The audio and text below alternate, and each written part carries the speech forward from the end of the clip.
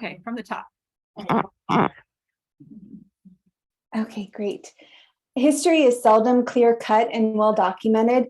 More often than not, you find a trail of breadcrumbs that yields more questions than answers. But every once in a while, you find yourself on a path you never knew was there.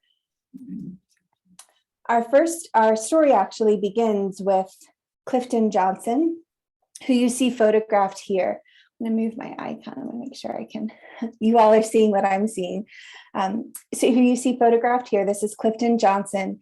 He was born on January 25th, 1865 in Massachusetts. He dropped out of school at the age of 15. He started to work at a bookstore before ultimately moving to New York City to attend art school. Fast forward a few decades, he decided to travel in 1913. He decided to travel along a path that took him through key moments in the Civil War, talking to ordinary people along the way and capturing their stories in his book called Battleground Adventures, published in 1915. The quote here is really great. It's in his introductions. He says, "These battleground experiences cover what is probably the most important phase of the Civil War that has not been adequately treated. They view the struggle from the standpoint of the home. Here you see the terror and the pathos, the hardships and tragedy through the eyes of those who lived through some of the greatest conflicts of the war occurred." You see how property was destroyed and industry disrupted, and how the people not directly concerned in the fighting suffered. So part of what makes these accounts so powerful was Johnson's acute awareness of accuracy. He tried to record everything he was hearing just as he was hearing it, from what was said to how it was said. In his collection of stories is a piece called "The Colored Woman at Headquarters," in the chapter called Cedar Creek. I ain't no young chicken no more, but I do just as much work yet as any of my grandchildren.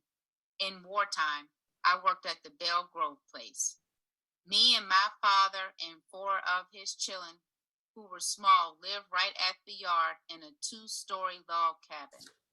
Belle Grove belonged to Mr. Cooley, and it was a big farm. Oh my, yes, sir.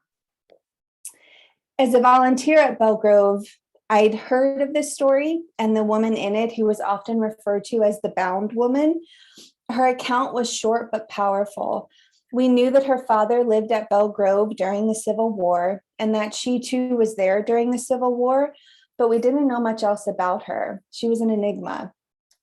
So I was on a mission to try to figure out who she was through historical sleuthing, which is one of the best things of being a historian.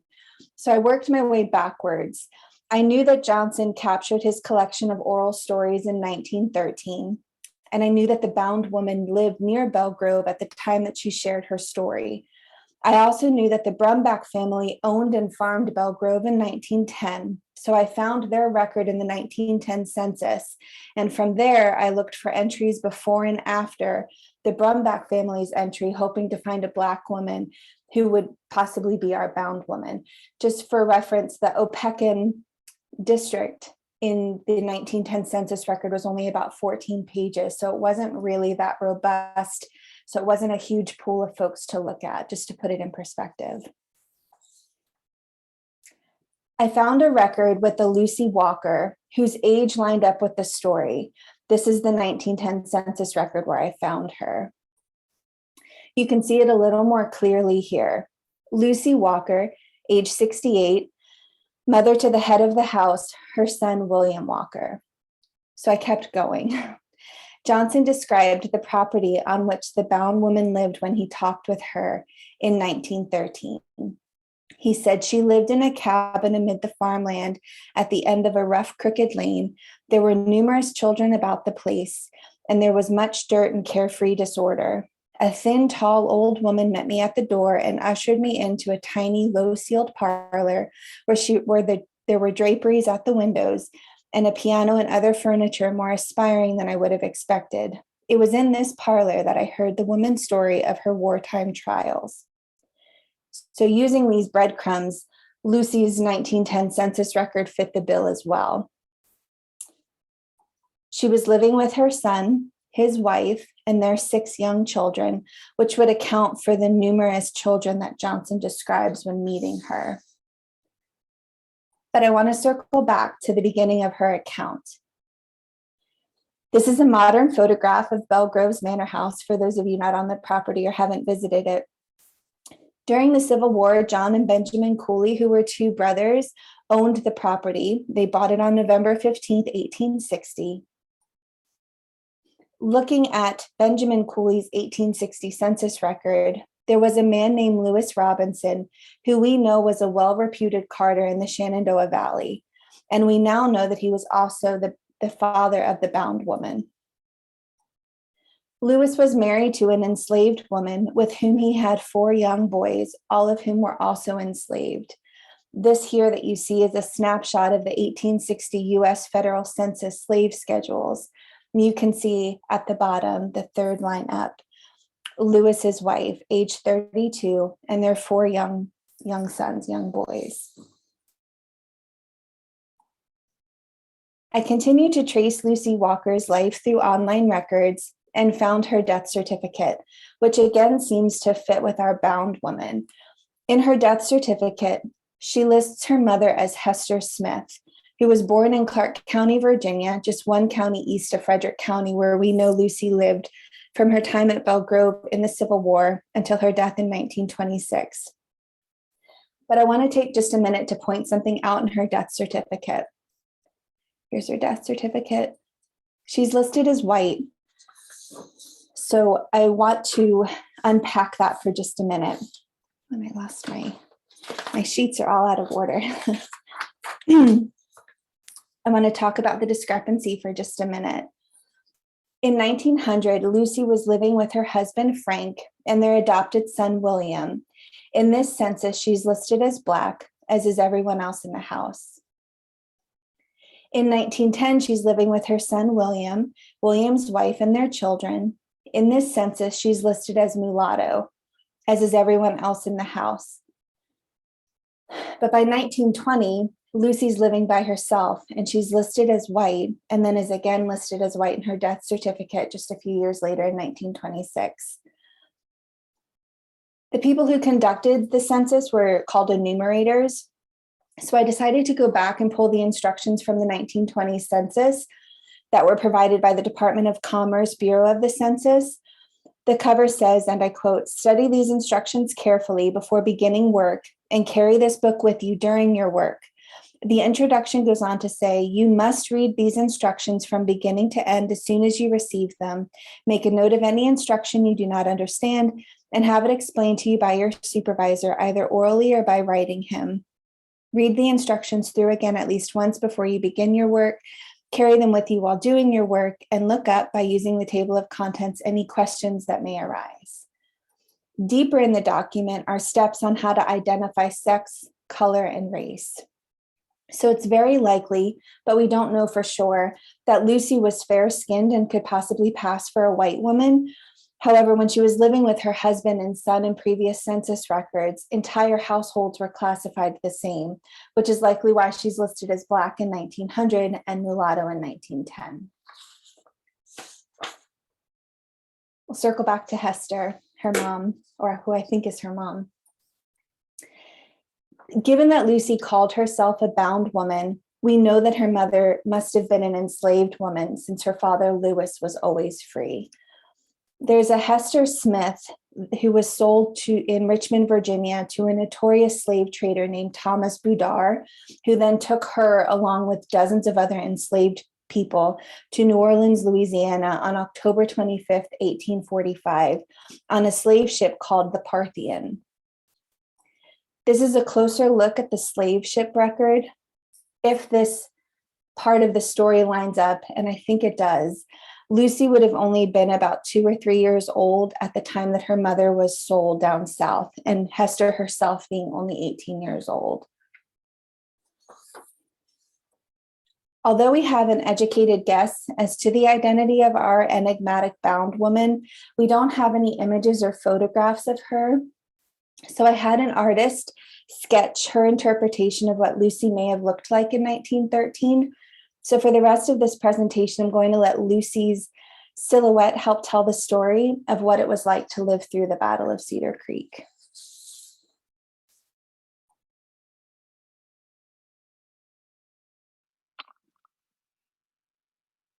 Mr. Cooley owned a woman and some chillin', but I was bound. I never was a slave. One week I'd be cooking at the big house, and the next week I'd be a field hand. The slave woman and I took turnabout, you know. I used to drop the corn when the men were planting, and I'd help cutting up corn. And when they had the horsepower thrashing, I'd take the sacks off and I'd put back the chaff. I would always help in harvesting and such as that. And when they were extra busy at the big house, I'd put in more time and they're making butter, perhaps, and washing and doing other work that needed doing. The slave woman to whom Lucy is referring is Lewis's wife, who was deceased by the Battle of Cedar Creek. So it's very likely that Lucy arrived on the property sometime in 1861 because she wasn't listed in any of the census records from 1860. The war made us lots of trouble. As I've often said since, I felt as if the world was coming to an end in a short time. We couldn't understand what was going on. You could hear a heap of things, but the poor Black people didn't know. So Lucy continues to talk about the Civil War before the Battle of Cedar Creek broke out and how everyone stayed at Belle Grove to help keep the farm running the best that they could. A great many of the slaves run off north, and a great many others were taken up the country by their masters out of the way of the army. Often there'd be a few old ones left to help on a place. None of us went away from Belle Grove. We had to stay to keep everything together what we could. There was nobody hardly that could be hired to help tend the crops, and we just raised enough wheat and corn to keep us going. Sometimes we'd get right smart, and other times the soldiers would get everything.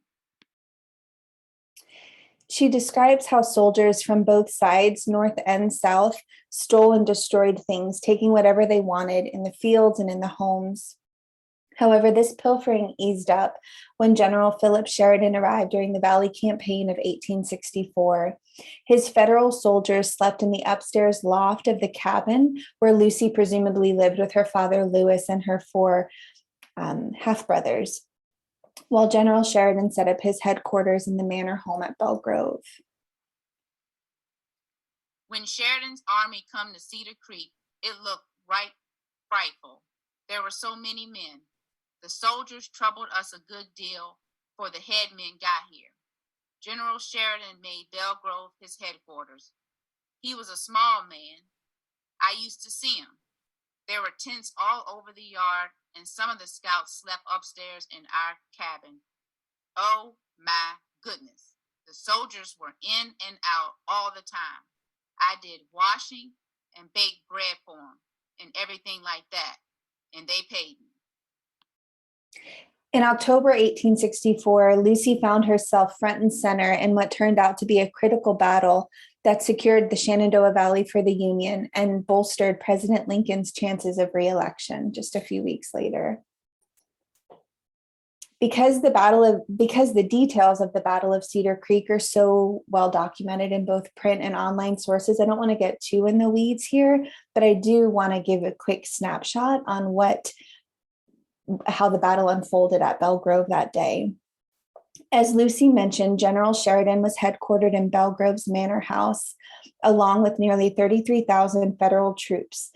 On October 17, 1864, Lieutenant General Jubal Early had command of the Army of the Valley and noticed a weakness in the federal lines. So he devised a surprise attack in the early morning of October 19, 1864. The surprise attack worked, and within just 90 minutes of fighting, the Confederate troops had pushed the Federal troops away from Belle Grove. Thinking that they'd secured victory, the Confederate troops took a break, which came to be known as the fatal halt, because they declared victory at just 10 o'clock in the morning. On the morning of the battle, Lucy had Federal scouts sleeping in her cabin, and before she knew it, her cabin was surrounded by the sounds of battle.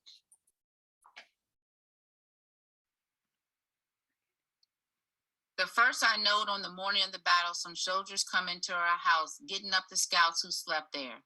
Everybody bounced up as soon as they could, and the scouts rolled out of the house in a hurry. I run and looked out, and then I shut the door. It was already daylight, and the fighting had begun. The Confederates were driving the Union men across the field down below the house. We kept as far back in our cabin as we could, and we sat there not knowing when we'd be killed. It was too late to get to the big house. We was lazy in bed that morning, and we had to stay lazy there in the cabin. Some of the Yankees got back of a wall side of the Belle Grove house, but Lord, they didn't stop there long. In a little while, the guns wasn't firing right around us no more. So I went to the door and looked out. The tents that had been in the yard were all gone, and I could see men laying about over the fields every which way.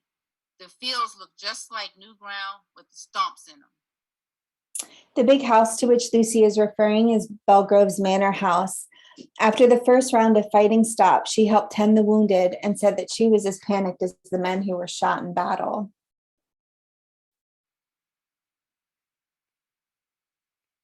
After the armies got away, men began to clear up the wounded. They brought them to the big house and laid them in the yard. I was as crazy as them that was shot, I reckon. I'd run to the door and then run back. Soldiers were going all the time, and the ambulances were coming to get the wounded and take them off. Mr. Cooley's sister's daughter and I went down the hill right smart with our wooden buckets to fetch water. If any of the wounded or the other soldiers asked for a drink as we passed by, we gave it to them. This is the part of the story where we meet Rebecca, she went by Becky, Cooley Gordon. John and Benjamin Cooley's sister.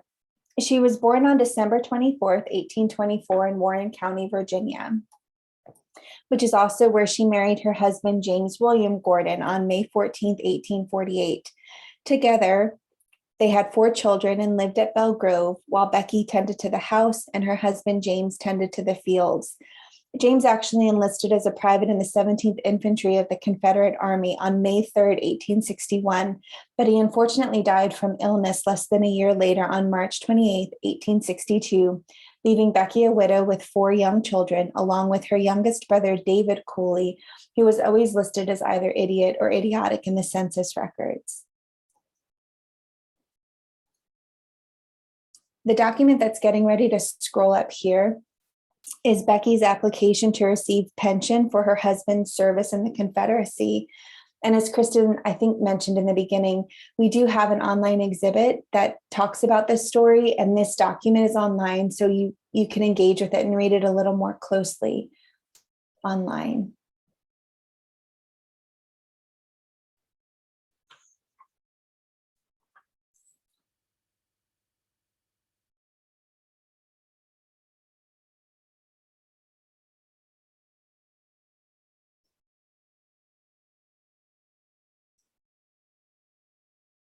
Meanwhile, General Sheridan, who was not at Belle Grove that morning, heard the sounds of battle and rallied his troops to launch a counterattack around 2 o'clock that same afternoon, where Federal troops outnumbered the Confederate troops by nearly 2-1. At this point, Lucy and everyone else on the property heard that the Federal troops were returning to fight, so they were able to take shelter in the basement of the manor house. Some of the wounded was still laying in the yard and out in the lot when the troops come back that evening. We got news that they were coming, and we had all gone to the cellar of the big house. The cellar was where the cooking was done, and the rooms down there were nice and large and had rocks. I didn't feel much like keeping quiet when I could hear those wounded men groaning in the yard, even if the battle was going on. So I just spent my time walking from one door to another and peeping out. But the others were sitting down and squatting in the corners, anywheres they thought it was safest. Yeah, so for those of you at Belle Grove right now, that room you're sitting in is the room where Lucy took shelter during the Battle of Cedar Creek. We stayed in the cellar till we heard no more shooting or nothing, and then we come out. There were Southern infantry in back of the house, then making for the pike. The Union men returned to the yard that night. We went to our cabin to sleep, but good land, we didn't feel much like sleeping. We didn't know what might break up. We sat up long as we could hear anyone staring around. The next morning, the wounded was all gone, and we gradually got things straightened out. But we was always more or less uneasy and fearful. Ultimately, General Sheridan's counterattack allowed the federal troops to regain and secure control of the Shenandoah Valley, ultimately cutting off the breadbasket to the Confederacy and changing the trajectory of the Civil War by cementing President Lincoln's reelection just 3 weeks later. After the Civil War ended, Lucy married Frank A. Walker in 1865, and together they adopted a son named William E. Walker, who was born in January 1872. She remained in the same community in and around Belle Grove Plantation until she died in 1926. As for Becky, she returned home to Warren County, Virginia, taking care of her brother David, her baby brother David, until at least 1880.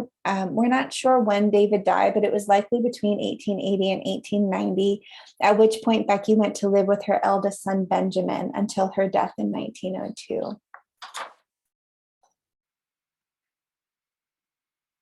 I was glad when I heard that the war was over. Those were pitiful times, pitiful times. Just 4 pages total, with a little over 1,000 words, is all it took to discover Lucy Walker, a woman whose story would have never been told had it not been for Clifton Johnson. Historians at Belle Grove have access to personal accounts from soldiers during the Civil War, but Lucy's account is the only one we know of to date that tells the story of October 19th, 1864 from a woman's standpoint, how she was feeling, what she did during the fighting, and where she went to keep safe. Lucy's account may not be long, but to have the chance to tell someone's story by piecing together those breadcrumbs left behind is what being a historian is all about. I'm happy to answer questions. I'd also love to show you all the online exhibit thank you. If you have any, if you haven't yet had a chance to look at it, Belle Grove isn't the only historical property that has these small but powerful stories. Most historical sites have them. So if there are any historians on the call or in the room, I'd love to talk with you about how to make these stories available to more than just your physical visitors. Thank you, Jess. Are there questions in the room before she shows us the online exhibit? Or online, you can put into the chat or unmute yourself. Jess, do you know where they found this boy, William, to adopt? Was he local or? I assume he was local because she never seemed to leave the Opequon area, but I haven't found that research yet, that story. Yeah, that'll be interesting. Yeah. I just know in all of the census, he was very clearly labeled adopted son. Interesting. Mm-hmm. I've actually never run across an adopted son in the census. So yeah, interesting you had it. Good job. Well done. Thank you. Thank you.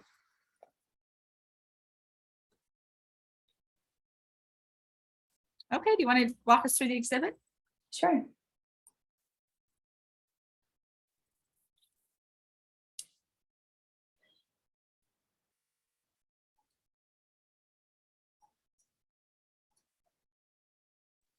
Do you mind muting yourself again, Robin? Oh, thank you. A Tale of Two Women. So again, I've my little spiel on digital history and telling stories online. This story is essentially what I just told you all, but to be able to tell it online, we're able to add things like a link to the Battle of Cedar Creek. So if you're really into sort of the details of battle, I don't reinvent the wheel. I just sort of link to other folks that have done a really great job. So this is from the National Park Service. So we're able to kind of layer in more opportunities for exploration if you want to. But if you also only give us 5 minutes, hopefully you're able to come and take away this story. So I've included a lot of the same quotes. I think a few new ones. this, and then each part of the story I've given a separate page. So the Battleground Adventures, this is actually one of the original covers of Clifton Johnson's book. And we can delve into. So again, I just sort of tell the story and have different quotes. There's a lot more opportunity to engage more intimately with the primary sources. I tried to present it in the PowerPoint, but it's always kind of lightning fast when you're in a presentation. So if you want to take the time to go back through, I do hope you do. The one thing I did that's a little bit different with this online presentation versus this talk, I'm hoping to teach younger folks how do you take a story like The Colored Woman at Headquarters and possibly find a woman who could be that woman. And so it's sort of teaching students how do you dissect, how do you follow that trail of breadcrumbs and dissect those little things to become quite literally a historical detective. And so it's sort of talking about how I did it. And I never said it's definitive because there's really no way to know. It's just a pretty good educated guess and the documents that support it. So I tried to make it a little more educational for younger audiences, or maybe even folks that are new to history and think that this is as cool as the historians here on the call. So it's the one thing that's a little bit different. And again, I never say I know for sure, unless I do know for sure. And then, but I don't want folks to think that this is definitive because there's truly no way to know, but it's a pretty solid lead. And then a breakdown of Lewis and Hester. I found the information on Hester right before bed, and I would have been okay not finding it right before bed. It kind of kept me up that night. But and with Rebecca's story, again, there's her application for a pension, and I have the Zoom feature on a lot of these documents so that you can actually read it a little more clearly. And I can't read it right now on my screen, and then I've included a good number of census records if you want to see who she was living with through the decades.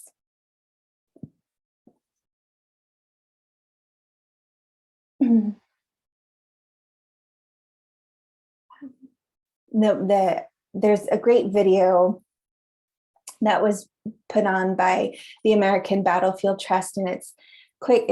I think it's less than 5 minutes, but it's a really great snapshot of what the battle was. And I'm not a battle historian, so it was where I went to try to get the gist of what the battle was. But this is, again, great for younger audiences if you want to just sort of share the information without being too verbose on it. These layers you get to have a little more fun when you're online to layer in this story.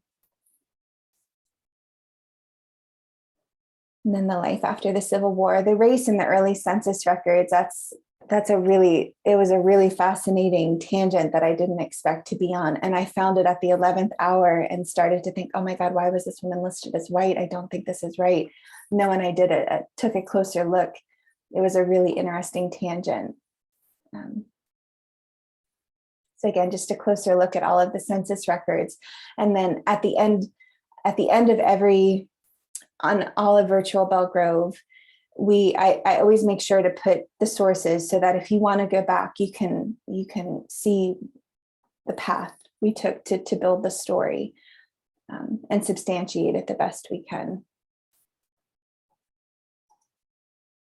And then you can loop back to the story.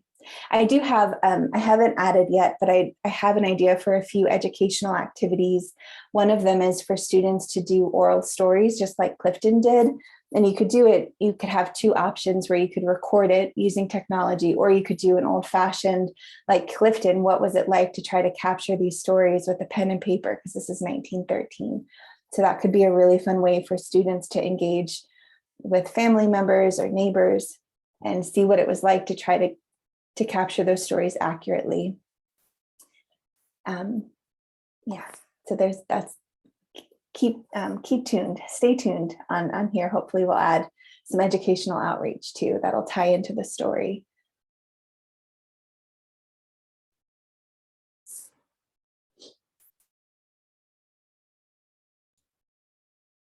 Does anybody have any other questions? or poke holes in it to see. Does anybody Very think well, this is very round? well done, very well done, Jess. And it takes on a life of its own online because, you know, there's so much cushioning supporting it. Right. So that's great. Yeah. Thank you. It's a great story. It has me inspired. So if you want to look the battle, this is a reproduction of Clifton's book. I ordered it right on Amazon, Battleground Adventures, but it's a fascinating book because Lucy's story is just obviously one of many. It's worth a read.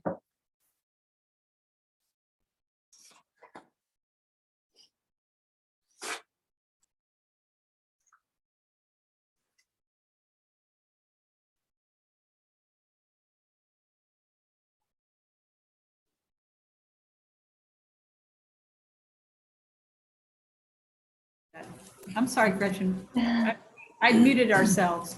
Okay. If you don't mind, I'll repeat Gretchen's question.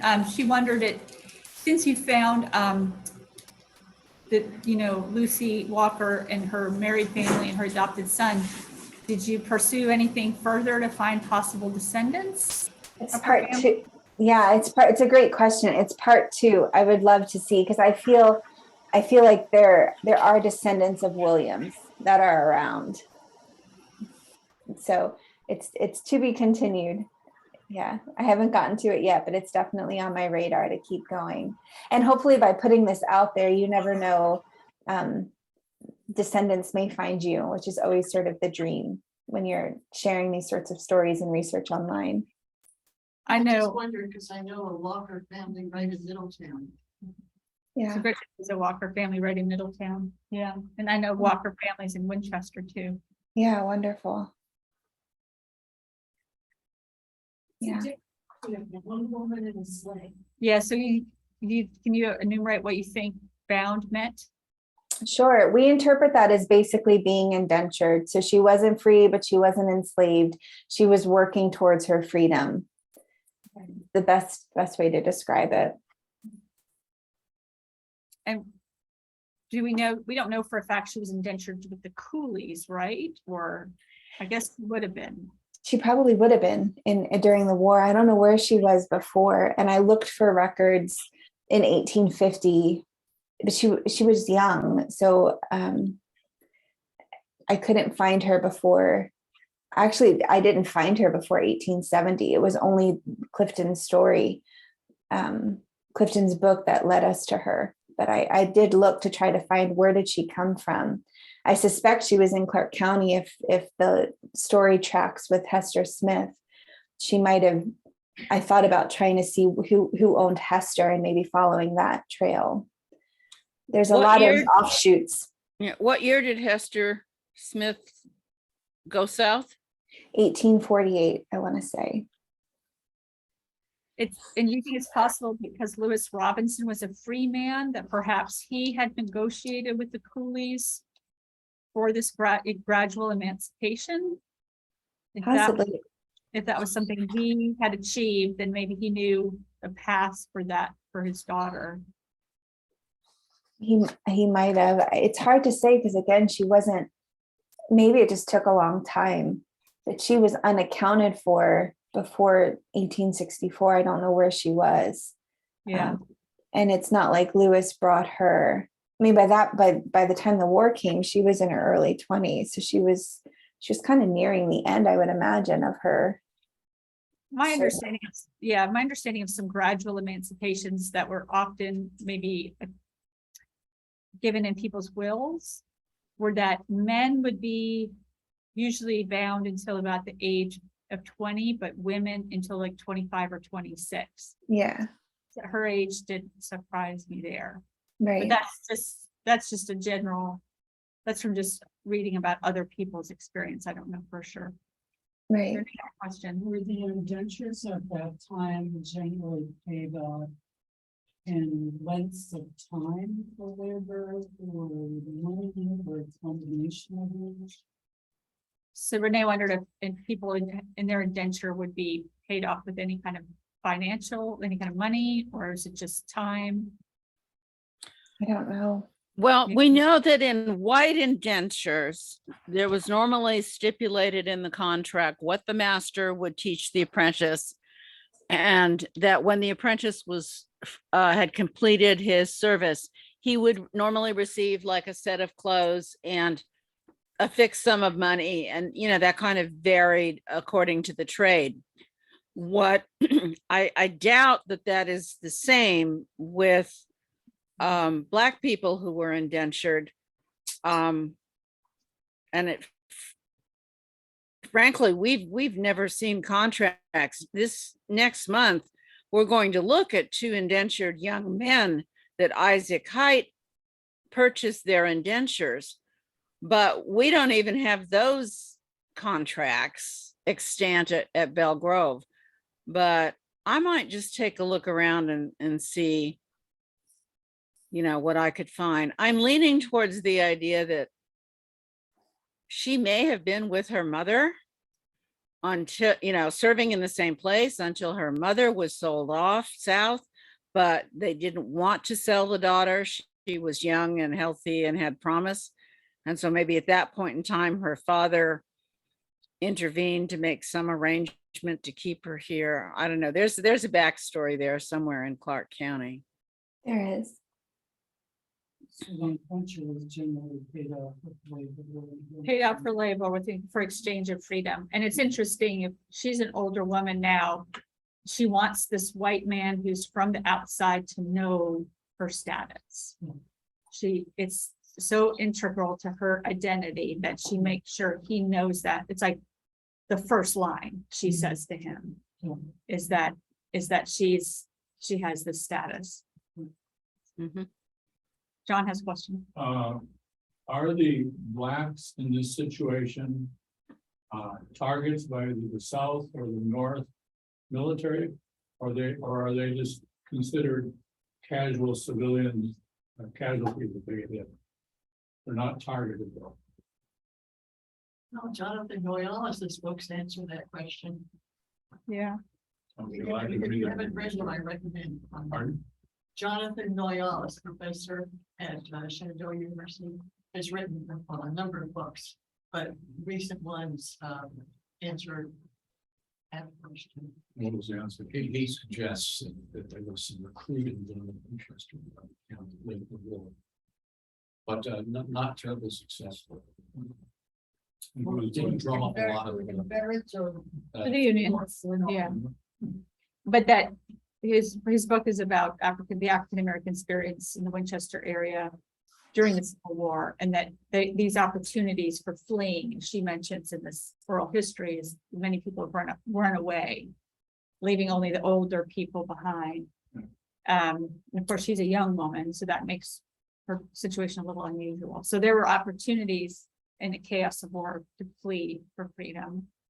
That he documents, and then there were even, depending on the different occupations, campaigns by the North to help African Americans flee north. There's a systematic, General Milroy had a systematic approach in Winchester at one point to do that.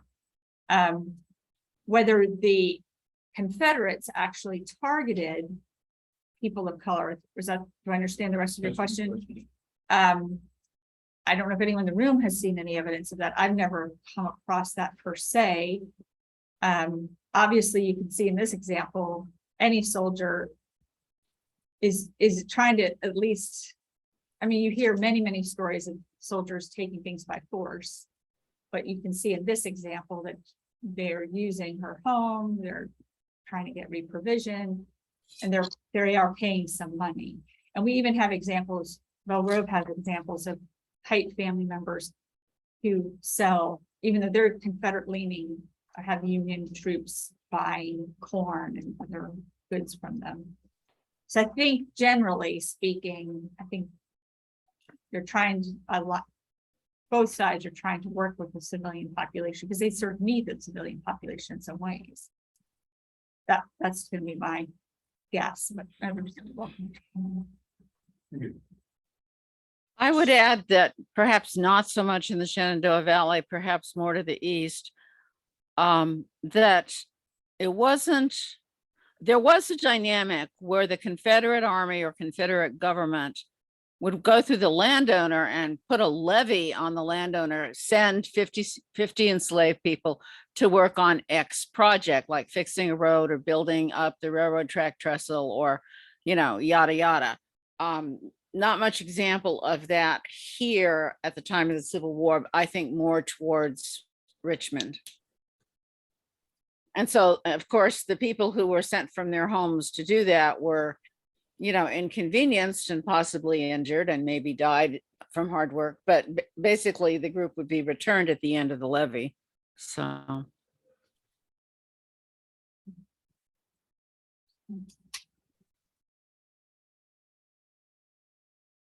Okay, anything else? So again, you can find this at virtual.bellegrove.org along with, Jess, do you want to just bring up that homepage? Sure. If you're free to do.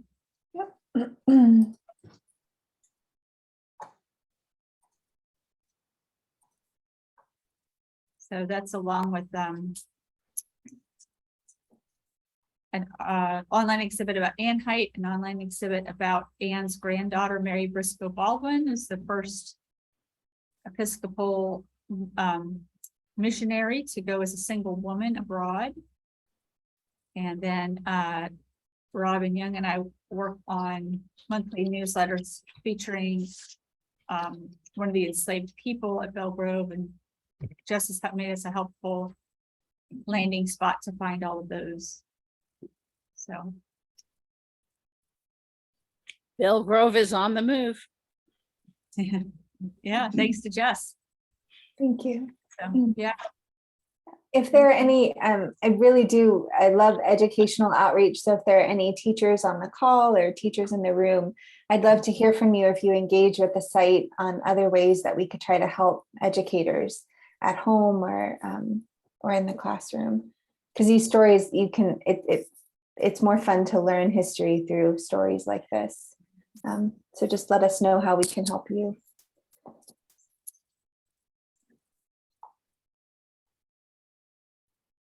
Wonderful. Okay. Well, thank you. Thank you so much. Wonderful. Thanks, Kristen. You're welcome. And we wish everyone a wonderful rest of the afternoon. Thank you so much. Thanks for listening in. Take care. Bye-bye. Thank you. Bye-bye.